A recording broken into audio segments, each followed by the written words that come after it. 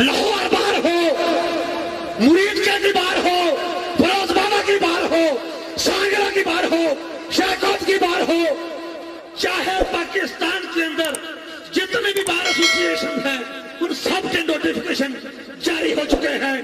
और अगर तहरीक लबैक के प्लेटफॉर्म से ये बात कहते हुए आपसे इजाजत लूंगा कि अगर 16 फरवरी को तहरीक लबैक पाकिस्तान के साथ किए गए अहद की पासदारी न की गई,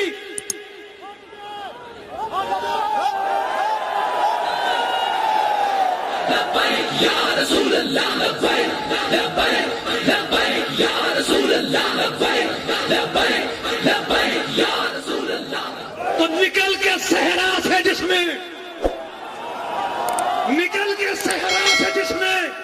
रूमा की सल्तनत को उलट दिया था, निकल के सहरा से जिसने रूमा की सल्तनत को उलट दिया था, सुना है कुदसियों से मैंने वो शेर आज फिर होशियार होगा।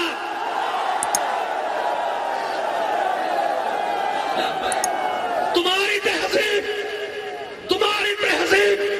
अपने खंजर से खुदकुशी करेगी, शाख नाजुक पे जो आशियां बनेगा नापायदार होगा।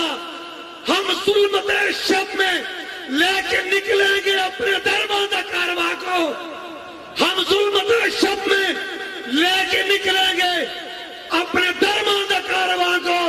शरर फिशा हो गया हमेरी, नफस हमारा शोलाबार होगा, नफस हमारा शादाबार होगा।